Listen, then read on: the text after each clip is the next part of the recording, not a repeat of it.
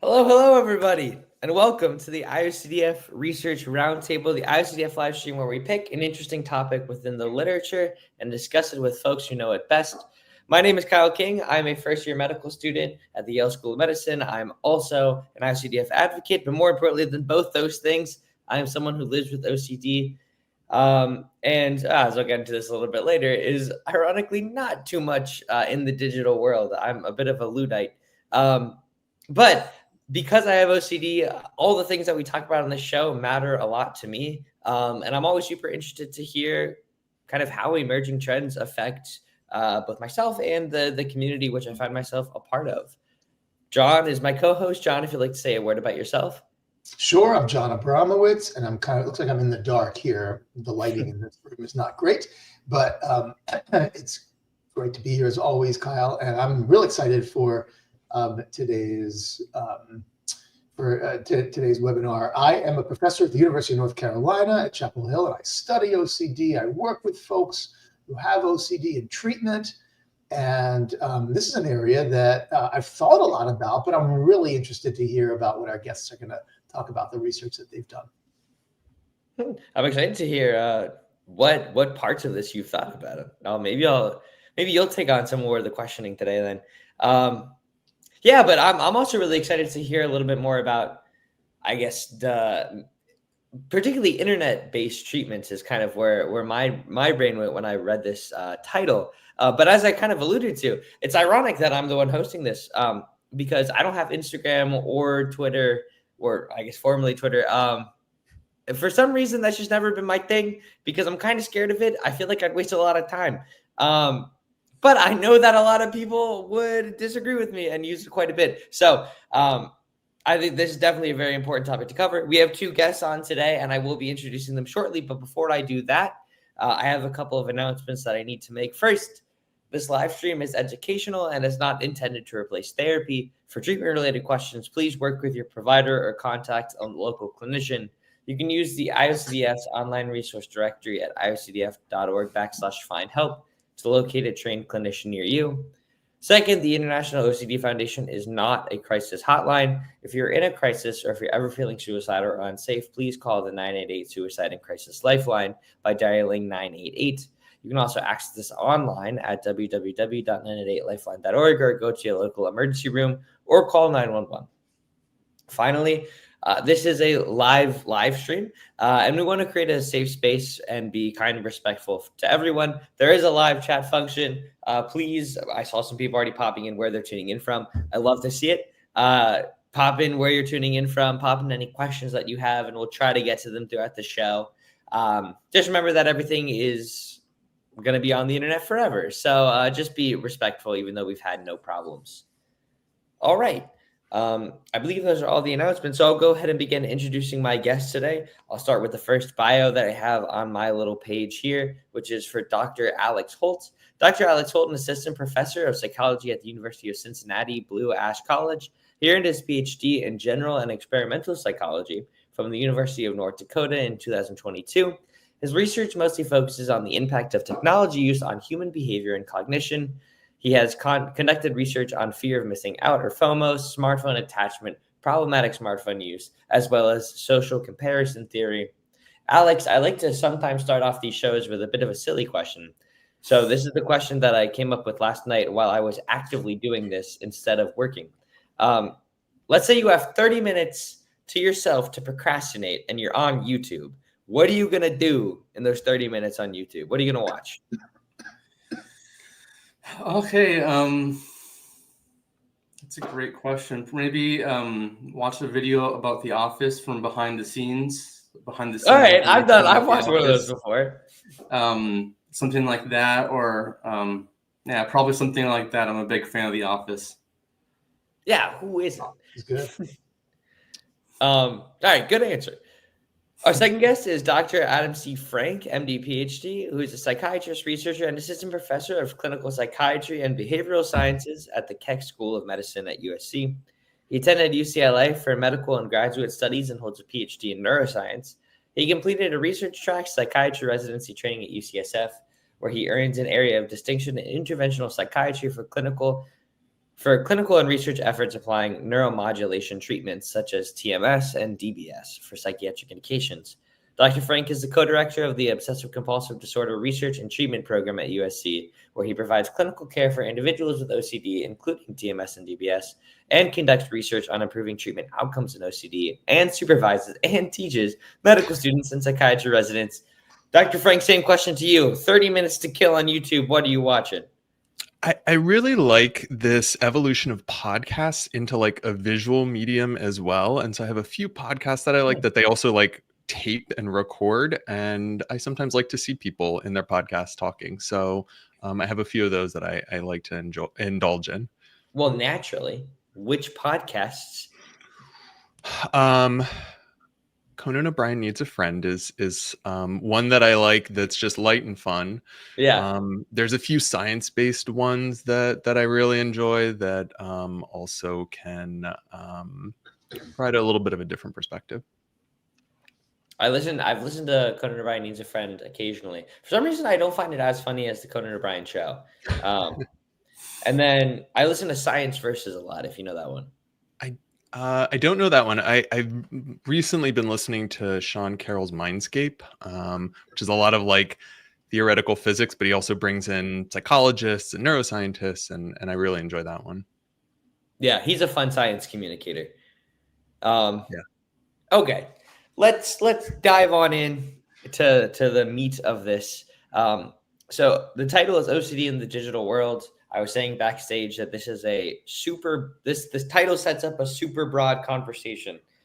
So when you three, since John, you've implicated yourself in thinking a lot about this topic. When you three hear OCD in the digital world, what is kind of the first things that come up for you in terms of what do you think is kind of the important things to talk about? And I'll start with you, Alex. Okay, thank you. First off, I want to thank you all for having me here today. Excited to be here today on this wonderful Thursday. Something that I think of is I think of one of the research projects that I conducted. We did a study looking at problematic smartphone use and obsessive compulsive disorder, and we found that individuals with OCD or clinical severity levels of OCD, as measured by the Y-box, they score higher in problematic smartphone use, which problematic smartphone use is basically the non-clinical application of the term smartphone addiction, because smartphone use is not a behavioral addiction. So it's basically just people are more at risk for behaviors that put them at harm, I guess, because of their smartphone use. And the basis of this research is based on compensatory internet use theory, which suggests that individuals overuse their technology as a way to cope with their negative affect. So with OCD, people have a great example how you can see this in OCD is with the checking behaviors. You know, you can Google anything and you can get caught in a web of reassurance seeking that really never ends. Even when you find information that makes you feel better about your obsessive thoughts, you'll just keep on searching it the next day, almost the exact same time as the day before. And again, that reassurance seeking just reinforces the OCD severity ultimately. In this study, we found that fear of missing out and boredom proneness mediated the relationship. So basically, they helped explain the relationship of how OCD severity predicts problematic smartphone use. Mm-hmm. Yeah, I'm curious about that concept of like how does internet use affect individuals with OCD? How do people with OCD use the internet, maybe for better or for worse? Yeah. John and Adam, what's kind of your sense of how the internet interacts with folks with OCD and how folks with OCD interact with the internet? I mean, just sort of go back to your initial question of like, it's a huge, broad topic that I think can span from like internet use to smartphone use to wearable devices to like measurement to treatment. The digital world is all around us. And I think potentially with OCD has the chance to interact uniquely from some other conditions, as Alex was mentioning, the like compulsive nature and how that can intersect with things that we can wear on our wrists that monitor our bodily function, or that we can, check on the internet or on our smartphone. So I think there's a lot of different ways that the digital world can interact with OCD, both from a beneficial perspective and also from like an exacerbation or negative perspective. Yeah, folks, great points, both you guys. Research shows that folks with OCD tend to have, particularly where their OCD obsessions are concerned, tend to have difficulty with uncertainty, right? Mm-hmm. OCD is all about, I got to know for sure that X, Y, or Z isn't going to happen, or that I'm not X, Y, or Z. And the internet presents, a world of opportunities to find out more information. It used to be that people would just go to folks and ask them questions, and a lot of folks with OCD still do. But now you can go to Dr. Google, right? Or you can go to Chat GPT or use AI more and more. And so we see a lot of folks in the clinic who use that as their reassurance seeking. And there's a wealth of good information on the internet, and there's a wealth of bad information on the internet, and there's a wealth of information that we just, Adam was mentioning wearable devices. You can track your every bodily process with a smartwatch or something like that, but do you really need to know those things? And right, and there are. I'm just talking about if we extend the definition of OCD to include health-related obsessions, health anxiety, illness anxiety. Our bodies do all sorts of stuff that most of us aren't even aware about, and it's not dangerous. Doesn't mean you're ill. It's just your body doing all sorts of maintaining homeostasis. But if we're looking at wearable devices all the time, what's my heart rate? What's my oxygen level? What's my this? What's my that? You're going to notice stuff, and that's going to trigger anxiety. Oh no, what if this is too high or too low? And that just, as these guys were saying, just reinforces obsessions. We've actually found some interesting, it's sort of anecdotal. We're conducting a study asking individuals with OCD to wear a smartwatch, answer daily questionnaires through their smartphone to try to pair behavior and physiology and understand if there's relationships, how symptoms evolve over time, and who responds to medication. And one of the things that participants have commented on that I didn't expect was the benefit of wearing the watch, where they're sitting there feeling super anxious, saying, I think my heart's going a mile a minute. And they look down and the Fitbit tells them, your heart rate's 75. And that actually was helpful for them to sort of better understand their physiology and feel less anxious in that moment, at least. Yeah, it can provide corrective information too. Yeah.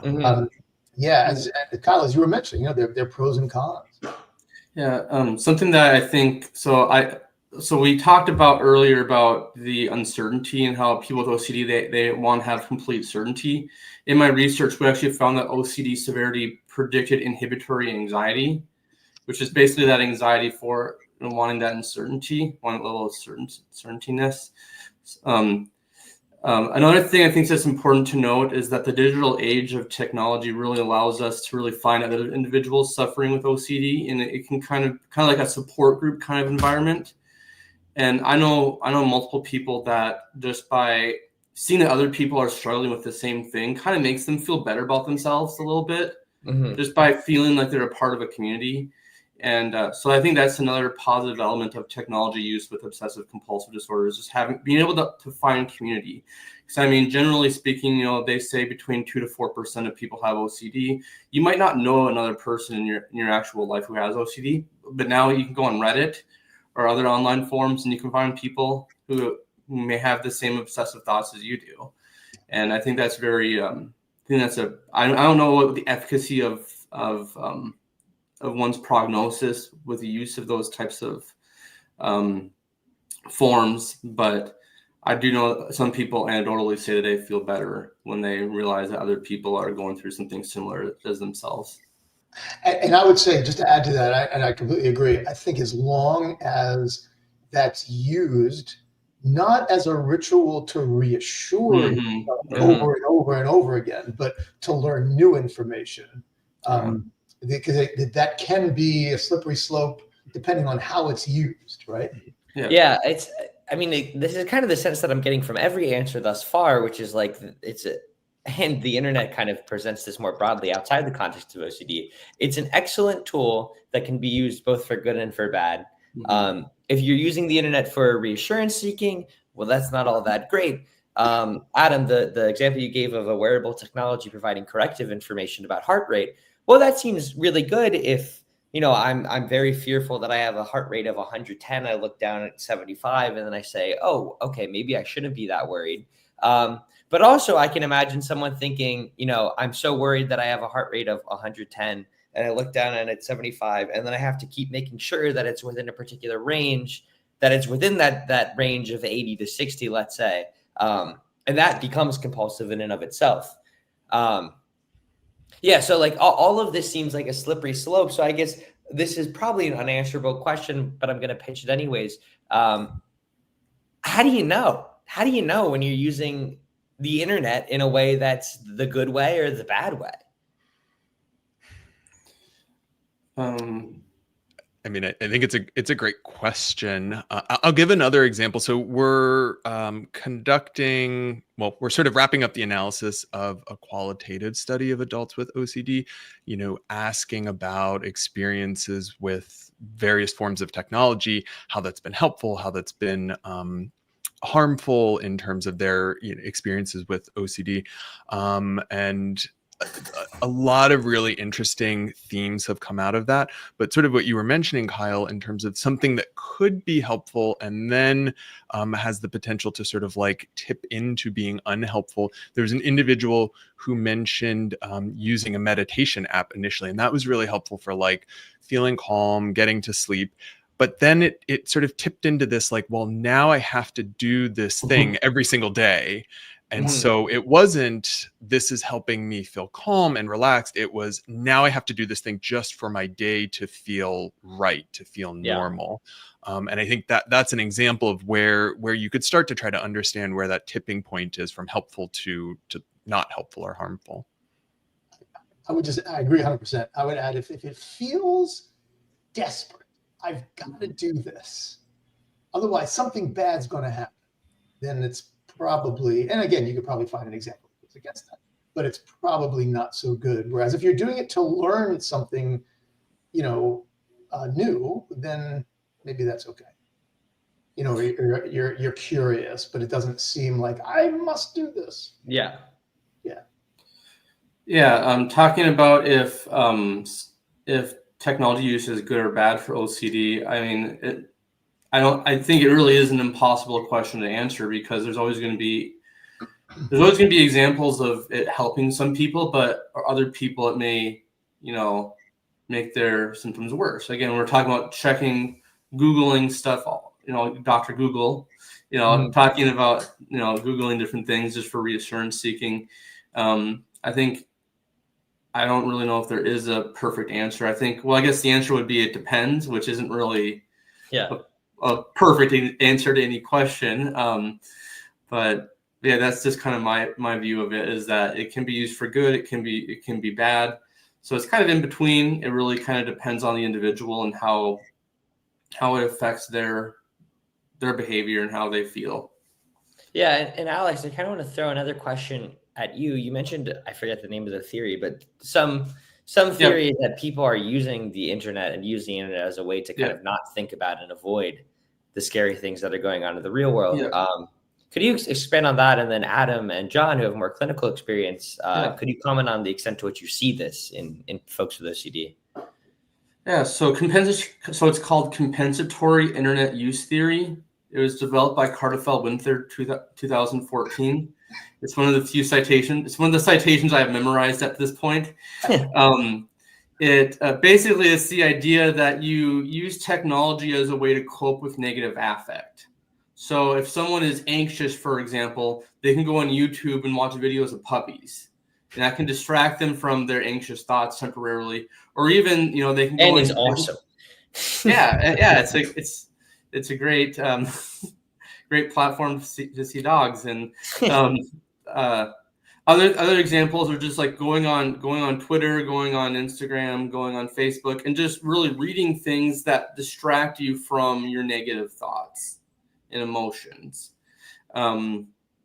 The reason how it's linked with problematic smartphone use is that a lot of these technological entities are designed to obtain and retain your attention. So if you go on Facebook, there is no end to the scrolling. Yeah. Like you will never end with any content. So if it becomes addictive, like for some people, that can then impair their other responsibilities, social, occupational, school related. And that's where it can have maladaptive outcomes. But I think that's kind of the gist of the theory. If y'all want to expand on it as it relates to OCD, that would be great. Maybe I think I certainly have had people comment on that in clinical settings. And I feel like sometimes myself, I'm like waiting at an airport and I'm delayed and I'm like, I'm annoyed. So I'm going to like pull out my smartphone and watch a video. And like, that makes me feel better in the moment. Yeah. Or if it's a podcast video. Or a podcast video. Exactly. One of the things that has also come up both in research and in clinical context is this idea that online content, social media content can feel triggering for some people. Like they're seeing things that are exacerbating OCD, or people describe worrying that like if they're exploring sort of the OCD sphere online, they're going to come across something that isn't a compulsion for them, but now it might get incorporated in. And so even that is like, I can't look at that because then it might be my compulsion. We had one participant in our qualitative study describe this and then talk to her therapist about this issue. And they then turned that into an exposure. So together they sort of like worked through looking at certain social media content to then feel less triggered by that, to sort of use that as a digital exposure for their OCD. So certainly I think it can be helpful in some contexts, and then it can be triggering, but that triggering could even with the right support and framework maybe even helpful. Mm-hmm. Yeah, I suppose, is there any sense of how OCD is characterized on social media? You mentioned like the OCD sphere. What does that mean? Can I add something really quick? Yeah, of course. Well, I think we always have the stereotype of, oh, I'm so OCD, because I want to have all my pencils aligned properly, or there used to be an online trend. It used to be a hashtag, so OCD, and it really kind of harmed OCD quite a bit because it kind of took away from what OCD actually is. Whereas someone might just simply be a perfectionist. It doesn't mean you have a debilitating disorder. And so in some ways, social media has kind of propagated this idea of what OCD is that might not necessarily align with what it actually is. But that's just something that I've kind of viewed. I remember I saw a TED Talk about it, and they pointed that out, that sometimes people have this misconception of what OCD is. And with a lot of things online, misinformation can really make it so some people, they can't determine what's right or wrong. And they might actually think that actually is what OCD is, which I can tell you as someone with OCD, I am one of the least organized people you'll ever meet. It definitely is not orderliness is not something that is necessarily perfectly aligned with OCD. I would turn the computer around to show you my desk and prove that I'm understanding it, but I feel like I fear I'm too embarrassed to even do that. Dr. Frank, in your kind of qualitative studies, how do you find people relate to social media, and how do they describe kind of the things they see, and if that represents them, that kind of stuff?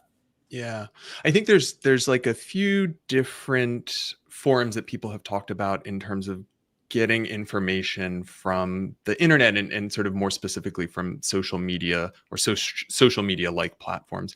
So some of that is for instance, like following an individual on Instagram who identifies as like having OCD or having knowledge about OCD and sort of putting out content broadly to people. Alex mentioned Reddit as another place where it's less a individual identifying as like a source of information, more of like this community of people engaging. We've also had people describe Discord servers, for instance, that are focused on OCD content. I think with all of those, the information is often unmoderated, and so you have to be careful with what you're sampling out there in terms of accuracy and helpfulness. One interesting component that came up was this idea of like a digital persona, and that some people feel in the social media sphere that they can kind of put on a different hat or be a different person and engage with that content in a way that feels empowering for them, that they're not able to do in their like, you know, interactions in real life or like in the physical world. And so they're able to kind of like take things that are helpful in a way that they couldn't necessarily if they were sitting in a support group or seeing a therapist. Yeah, that's interesting. With the anonymity, may like facilitate interacting in a helpful way with social media and content. Yeah, and for this individual, it wasn't actually even anonymous. That it was like an account that had a picture and a name, but they just felt that doing this through this medium of social media allowed them to kind of interface differently with others. Mm-hmm. So I want to pivot to treatment, and there's some things in the chat that are kind of getting more at treatment. But before we leave kind of this section of acquiring information on the internet, maybe I'll pitch this to John as someone who's a clinician. How might you recommend someone with OCD who's watching this think about acquiring information, reading stuff online? And for Adam and Alex, like, are there any studies about the quality of this information? How frequently is it really, really wrong? At 12:19, Amy Ellickson said something. Yeah, there you got that, Boris. So the idea is, what is the function of the behavior? I think that's such a great point, Amy. And so that's why in therapy, the first thing we do before we do exposures, we have to teach folks with OCD to understand how OCD works, right? What's the function of their compulsive rituals? What's the function of the behaviors that they do in response to their obsessional thoughts and anxiety? And so I think teaching folks to understand, you know, what's a behavior that is just kind of perpetuates the OCD cycle can help them then to be able to be more responsible in how they're using, you know, these kinds of tools, social media, the internet, things like that. Because this, as we've been talking about, the same behavior could have detrimental effects for one person and could be really helpful for someone else. So it really, as Alex was saying, it depends, which is the answer to a lot of questions in the field of OCD. So that's what I would say clinically. It's, you know, that first educational couple of sessions are so important. And a lot of therapists, I think, jump past that because they want to, you know, get to doing exposure, but it's not just about that. We have to set it up first. Yeah, sort of maybe that idea of like seeking knowledge versus seeking certainty. And that being one way to sort of distinguish, like when looking online for information can be helpful versus really it's just sort of perpetuating an OCD loop. Yeah. And I think there is a lot of, I mean, the stuff that Alex is doing is really novel stuff. And I, you know, it'd be great to see more of this because it is a thing. And I think it's really understudied. Anyone out there watching, looking for a dissertation topic, this is a good one. Yeah, actually, that did spark a question, Alex. Like, as someone at the forefront of this kind of research, what research directions do you think are most fruitful, and we should be looking out for in the next couple of years? That is a great question. I guess my research labs are really focused in on the fear of missing out construct. So maybe looking at that as it relates to OCD. I was rereading my research that I think you said you read yesterday, and because I have some days I have the memory of a fish, so I had to reread what I did, and I think it'd be interesting to understand, different mediators within my mediators. So like we saw that that OCD predicted fear of missing out, inhibitory anxiety, as well as boredom proneness. But what factors between those factors influence those relationships? Yeah, I guess could be something that I could possibly look at a little bit more. Again, I don't have the clinical background, so if there's anyone out there who has a clinical background interested in collaborating with me, feel free to let me know. But yeah, that's just one direction I feel like I could take. Plug. Yeah. I'm currently on LinkedIn, and you can reach me via Tumblr. I also have a MySpace. That was one website I actually never had. I never had a MySpace. Yeah, well, I didn't either. Actually, I don't know. Right? Was like 20 years ago. Yeah. As a 3-year-old, believe it or not, I wasn't on that. Yeah. I missed out on that. It didn't have much FOMO. All right, transitioning to online treatment, I guess there's kind of 3 buckets in my head where we could go with this conversation. And I want to talk about all of them, and I feel like we're not going to have time to, but I want to try. So the first is kind of like online CBT, that kind of stuff. The second in my head is AI and how that might factor into treatment. And the third is these kind of more high-techy, like brain implant stuff that I don't even know if we want to get into, but could be fun to talk about a little bit. But I want to start with online therapy, online CBT, virtual therapy, just because this is a question that I get all the time. Is it effective?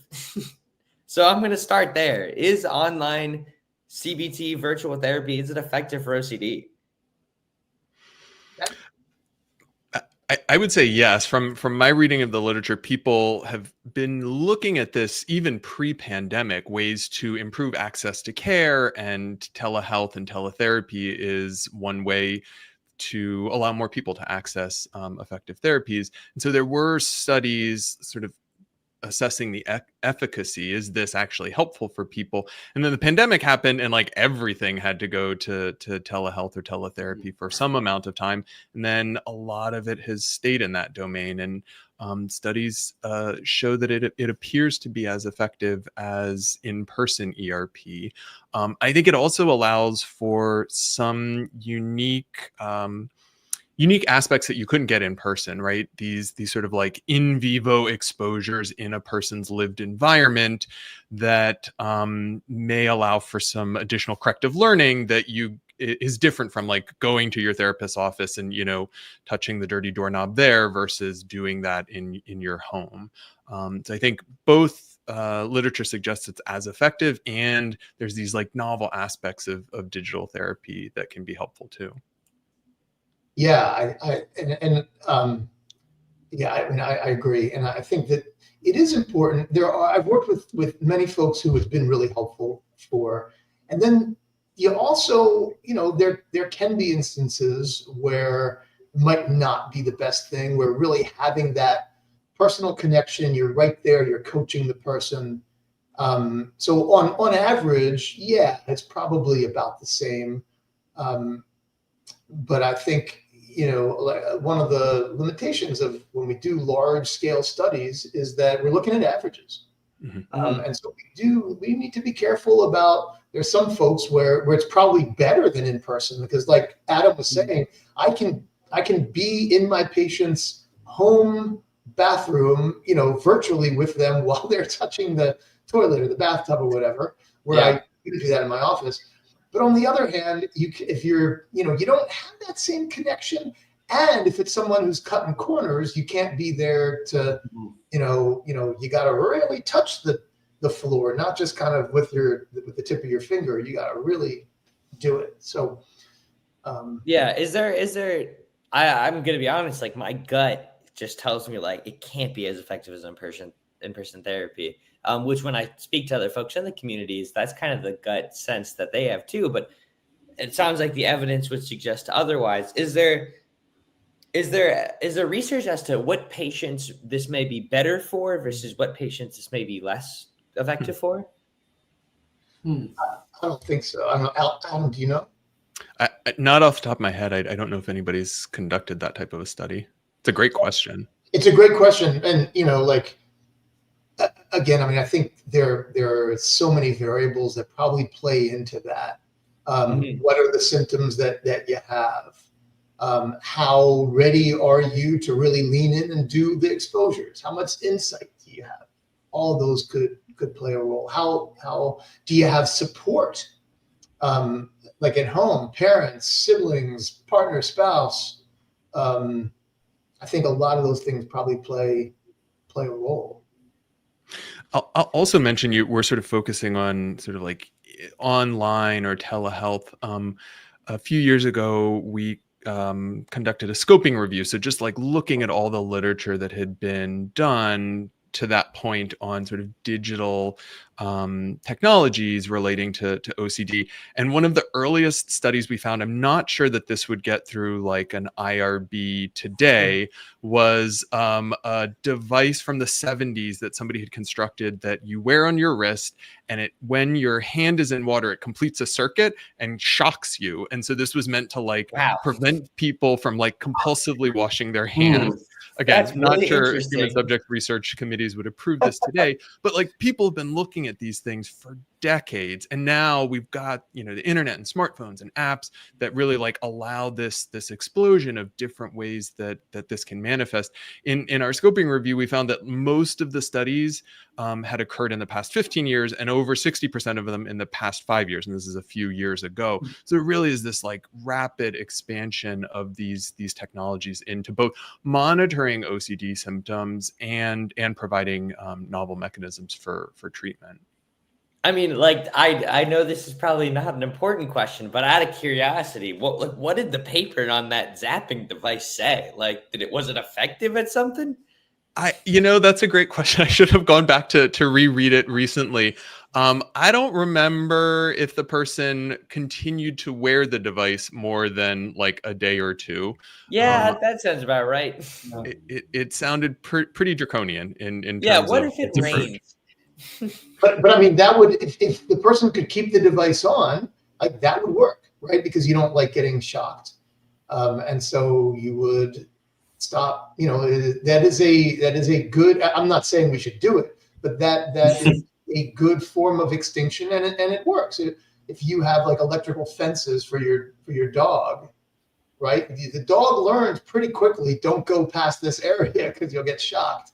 So it's a punishment treatment, which we don't tend to use very often because positive reinforcement tends to work better, but it can be effective. Like scientifically, that would work. Yeah, and some of the newer studies that have used sort of passive sensing, so either on a wearable device or a smartphone, allow not necessarily for a punishment, but like an awareness of when OCD is happening. There was a study that used just like GPS localization and helped people. It would like send a ping if somebody was in a particular spot for longer than a certain amount of time. One of the subjects in the study took like hours to get to the clinic where they were getting treatment. And the clinic was like a half a mile away, but they would stop and look at the street and look for, any damage or bad things. And so if they were in a single spot for a long, I forget exactly how much time, it would like ping their smartphone to be like, hey, do you know you haven't moved in a certain amount of time? So not necessarily shocking them, but like bringing awareness to their behavior in the moment. Yeah. Imagine if their phone starts to electrify. Yeah. That's a really cool. That's a really cool. Yeah. Well, Adam, as a wearable device kind of researcher, I guess I never really considered the ways in which you could implement wearable devices in OCD treatment. that seems super cool. What are some other like things that people are throwing around? I mean, I think the wearables, where I think they're really interesting is both in treatment, but also in like assessment. So heart rate and heart rate variability and step count and hours of sleep and body temperature and all of these things that we can collect passively, right? You just have to wear the device. You don't have to actually interact with it at all. And we get all of this information. And really thinking about how might we be able to use that to feed information back to an individual. So like, you haven't moved in a while. Are you stuck in an OCD loop? Or your heart rate's really high? Is anxiety happening?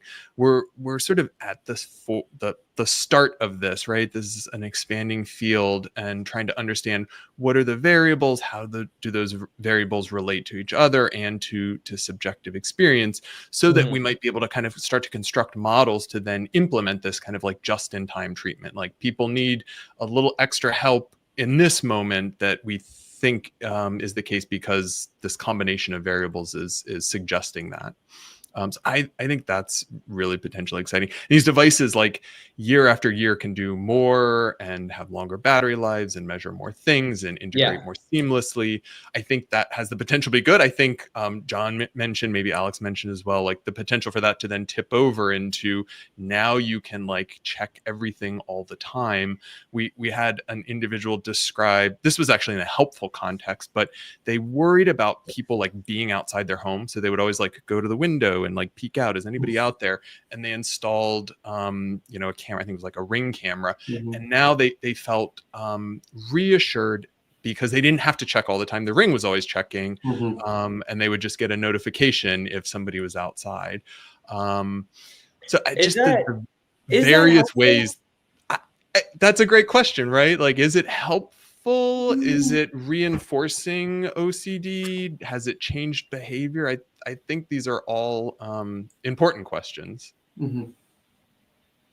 Yeah, that example, and this kind of comes up sometimes in other contexts with technology, where it's like, yeah, sure, I'm not checking outside my window anymore, but if I'm relying on the reassurance provided by the Ring doing it for me, is that have I improved, or has technology just made it so I'm spending less time on my OCD?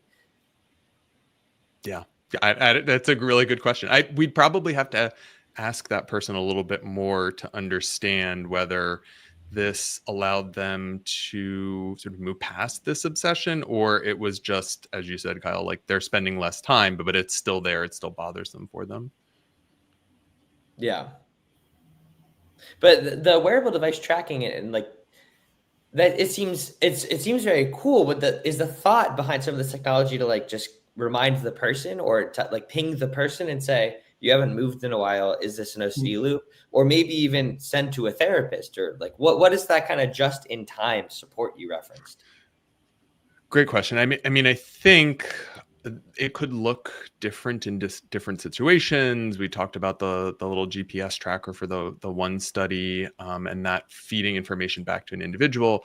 I think also feeding information to a clinician or a therapist could be another important instantiation of this. I think how to do that mindfully and in a way that feels helpful for the individual and helpful for the therapist is something we really have to think about, because now we'll have streams and streams of data that potentially could land in a therapist's or a physician's inbox and feel overwhelming if we're not kind of curating that appropriately for whatever intervention we're trying to implement.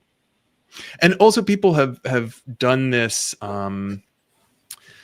wearable device and sort of like biobehavioral tracking, and are pairing that with, you mentioned some of the neurotech or the kind of newer modalities that are out there.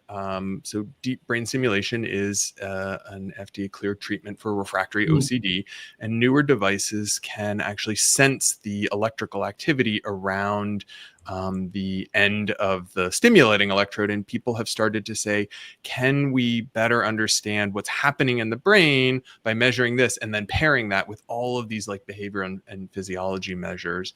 And I think that's another potentially really exciting area to better our understanding of sort of OCD pathophysiology and also think about ways that we could implement novel treatments. Mm-hmm. Yeah, I have my own reservations about the idea of collecting that sort of brain-based data, particularly in the case of DBS, where you have like one electrode and then you're only recording data from around that electrode. And then it's like, well, if OCD is a circuit, then what exactly are we learning from a single electrode?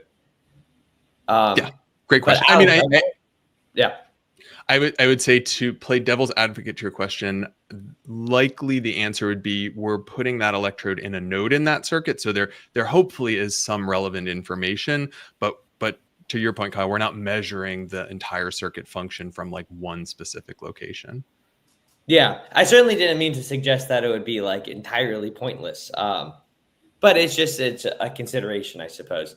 Alex, is there a sense of like, you said you're interested in smartphones, so like just generally the extent to which smartphone like apps or like app-based therapy is helpful, is relevant, not even in an OCD context, and then maybe I'll throw it to John and Adam about more kind of specific OCD.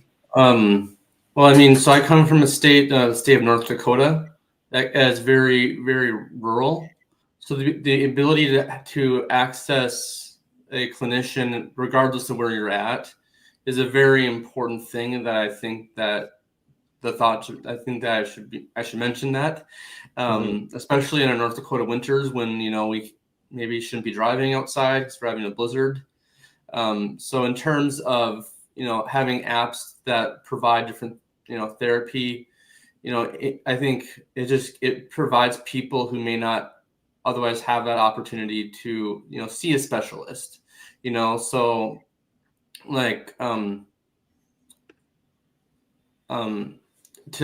especially if you're wanting to see a specialist specifically who specifically treats OCD. I think the online applications really are very helpful with that. Now, will insurance pay for it if you go across state lines? That's another question. Yeah. But if just to be able to contact someone outside or contact a specialist, I think these applications are very helpful. But again, that's just my anecdotal thought. I don't have any research necessarily support that claim, but I think that when you provide more opportunities for someone to meet a specialist, it gives them a better chance to be successful in their treatment. Sounds like we need more clinicians in North Dakota. Yeah. Well, I mean, I wanted to clarify that we have clinicians, but I was talking about just like in rural areas. So like I went to high school in a town that has less than 1,000 people. So that is, I don't really know how many OCD specialists we have in the area, but I'm guessing, maybe not as much as Los Angeles, maybe not as much as Cincinnati, where I currently live. So just to make sure that everyone gets to see someone, by having these applications, if it provides more avenues, I think that's a good thing. And I think also using some of these and just technology in general, along with therapy, as usual, can be helpful. If we go back to 1242, Jessica Weatherford, Dr. Jessica Weatherford. Yeah, I was just reading that. Yeah, that's a really helpful, a really helpful way to use technology where patients can record what they're doing and, maybe take notes. And I've had folks do that, take notes on, how did the exposure go and what did I learn and what happened with my anxiety level and all that. And, there are, as somebody pointed out, also there's some privacy, issues that, you want to think about with that as well. But, I think it raises the important point of it's not just either or, right? You're doing it in person or you're using, technology. You can use them both. Yeah. Technology can be a way to enhance, regular therapy, whether you're telehealth or in person. Do you, John or Adam, know of any OCD specific apps that have been tested? There's research on that suggests that they're useful, because what Jessica mentioned, this kind of like taking notes and exposures. I know there are apps on the market for OCD. I just don't know if they're backed by research or they just seem like they would be good ideas. I don't know. Yeah, I'm not sure either. Yeah, one of the things that I'm going from my cyber psychology background, the issues with doing research on applications is that the applications always change. So you might find that, the first update of the app worked very well, but what about subsequent updates? Yeah. Technically you'd have to re-verify those results. And the thing is, technology works faster than the empirical machine allows us to work. So, going through the IRB and all that, some software applications, they update every other week. Yeah, I really like that phrasing. The empirical machine allows us to work. Empirical machine. Just kind of to pivot as well, because Amy mentioned AI a while back, and there's something I was curious about. What are you guys' thoughts? I'm going to ask this very generally because we don't have too much time left, about the use of AI in therapy. I know I have friends who have forgo therapists with a person and just talk to ChatGPT and throw in their concerns, and then they get spit out an answer. What is your guys' sense of that? What sort of research have you read about this kind of intersection? I mean, I think as you point out, Kyle, it's already happening. People are doing this. And so we have to just think carefully about how to counsel people and then adapt it into a useful framework. We had one participant who felt like AI was this, and this is this border of like helpful versus enabling OCD. She would go to a large language model and ask it for reassurance, and felt like this was helpful because she didn't have to bother her friends in the middle of the night or wake up a loved one. She could just ask the LLM for reassurance, and then that was helpful for her.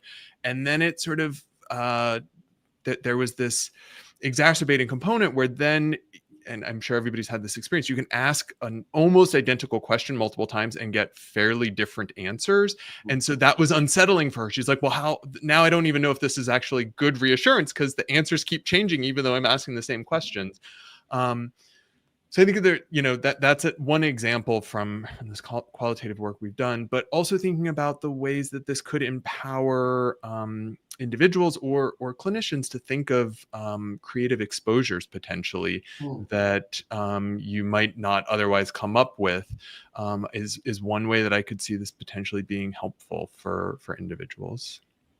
I agree. As an adjunct to therapy, sure, go for it. And along with someone who has the training and who has a real brain and knows how to think about, OCD and tailor treatment. I think, just like with self-help books, there are some people who could probably ask ChatGPT, give me an exposure hierarchy and tell me how to do these, and that might be helpful. And then there are other people who do need, to feel like they have that relationship and are being coached by a person. And when we do any sort of treatment, psychological treatment, pharmacotherapy, any sort of intervention, there's the specific effect of what we're doing, exposure therapy, for example, or a pill. And there's also a non-specific effect, non-specific factors, like the relationship, like knowing that someone cares about you, and we shouldn't downplay those factors. They're not the same for every patient. Every person with OCD experiences them differently, but for many people, that's a big part of the therapy. So again, it depends. Mm-hmm. Yeah. And I think to Alex's point, things change rapidly. And depending on the technology, you may or may not be aware that an update has happened in the background that could change how that technology interacts with you. I was listening to a podcast recently where one of the large language models did an update, and the model was like overly accommodating to people's requests. And you could imagine that might not be helpful in the context of OCD if it's saying, yep, that's okay. You should make sure you're checking your phone 30 times an hour because you might get a text and you don't want to miss that text, right? So just also being aware of how that technology may be tuned to do one task versus another, and how that could interact with the use case that you're trying to get out of it, either as an individual or a therapist. Yeah.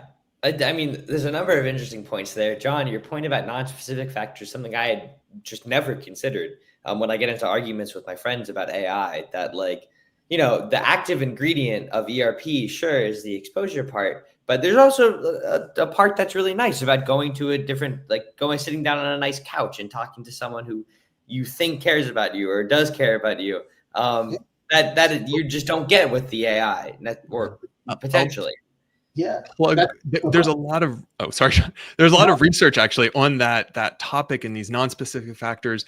I think a very approachable book is The Great Psychotherapy Debate. It's probably like 10 or 12 years old now. Bruce Wampold wrote this, but like really looked at the research across very different modalities of psychotherapy and found that there are these sort of like common factors that mediate a lot of the benefit that people have from psychotherapy, like connection to a therapist or shared goals or things like that. Yeah, and I mean they're present in, you know, that's why we have placebo-controlled studies with psychotherapy, with medications, with any sort of, you know, when they do operations. A good DBS study should have a person should actually have an operation, and just a sham operation, because otherwise, just having the operation makes you believe, yeah, a doctor did something to me, and that, you know, over and above the actual, you know, what the device is doing, that can have an effect. We know that that's real in psychological treatments, biological treatments. That's why we have placebo-controlled, you know, drug trials. Alex, I want to throw a question at you. Is there a sense kind of more broadly about AI and how it may affect people's mental health? Or maybe this is just kind of a topic that the empirical machine it moves too slowly to keep up with. That's the catchphrase of the day. I love that, yeah. The empirical machine. Can you ask your question again, please? Yeah, you got lost in the phrase.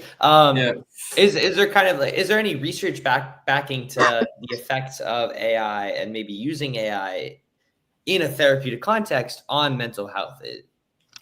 Not that I'm aware of. Okay. There might be, but again, we have to go back to the general nature of how AI itself is experimental in nature. So yeah. I mean, what Adam said about like the same prompt giving different responses, I can imagine being incredibly distressing if you're someone with OCD trying to get reassurance. Yeah. The most exposure that I've had to AI has been my students using it for their papers, but I do like the idea of using AI to create a fear hierarchy. I do like that idea. But again, it's experimental in nature. It's not. I think that if the use of it is paired with having a clinician, you can basically say, "Hey, AI told me this is a good fear hierarchy. What do you think?" It can maybe be a good, you know, conversation starter with a clinician. But I don't think it should ever necessarily replace having a clinician help an individual with OCD. And on sort of the converse, from a clinician using it, we had a number of people comment on feeling okay with that. Like if their therapist was using AI to help the therapy process, but they'd want to know. They wouldn't want necessarily like their therapist to just be doing this in the background and not being sort of transparent about that. So I think that will be another interesting domain to navigate, of like the transparency around the use of AI in therapy or healthcare settings. Yeah, it's like my professors want to know if I've used AI to help write an essay, and again, journals want to know, reviewers want to know. Yeah. All original idea generation, obviously. Well, we're approaching time, so I like to do a thing where I just kind of give everyone an opportunity to say one thing that they'd want people with OCD, family members of people with OCD, clinicians to take away from this talk. I think clinicians probably could gather a lot from this talk, just because we've been talking about a lot of technologies that could be helpful to patients. So I don't want to bias your responses. Actually, I'll start with you, John. I never start with John. I'll start with you, John. What's something that you'd like people to take away from this kind of discussion of the intersection of OCD and the digital world? Yeah, real quick. There are pros and cons, and there can be some real benefits, but also be careful. Yeah, Adam, what's something that you think people may be able to look forward to? Yeah, and also to piggyback off of what John said, like I'm hopeful, I'm optimistic. I think there's a lot of potential for good to come out of this, both in terms of new ways to provide care and providing care to more people. Be cautious, and I'm hopeful that the integration of these different ways that we can collect information could help us to provide better and more targeted care to people in the future. Mm-hmm. And Alex, how would you say people who are viewing should navigate OCD and smartphone use? I would say that if you're finding yourself spending more time on your smartphone than you want to spend on your smartphone, maybe that's a sign that you should try to think about why you're resorting to using your smartphone. Yeah. Is there an underlying cause for why you're overusing your smartphone? And ultimately find someone who can help you, find a clinician. And but yeah, that's my main thing, is that if you find yourself spending more time than you would like and you feel like your smartphone is causing impairment to your mental health, take a break from it. It is difficult to take a break from it because we have to use our phones to get into concerts now and sporting events, but definitely always keep your mental health at a high priority. But there are some times that it is viable to take a break from certain platforms. Like, I know, again, this is all anecdotal stuff, but like I regularly go on Facebook 4 times a year, merely just to confirm that I am still alive and I'm doing okay. And make one post, I'm alive. well, like I just do it for in time I have a life update. I like to do that, and I think that just by me not being, I guess, equipped with all the social information of the day, I feel like I'm less anxious. And again, that's an anecdotal thing. I think there's a lot of experimental research that have looked at digital withdrawals before, or digital digital breaks or whatnot. But ultimately, if you think your mental health is impaired because of your technology use, try to find ways that you can reduce your technology use and see if it helps you out. But ultimately, definitely always, whatever you do through the guidance of a clinician. Yeah. And I think it's super important too, something you said, and this harkens back to Amy's comment earlier. Question why you're doing something. What's the function of the behavior? Well, thank you all for joining. Just some closing announcements. The IOCDF is a donor-sponsored nonprofit organization, so please consider making a donation at iocdf.org/donate.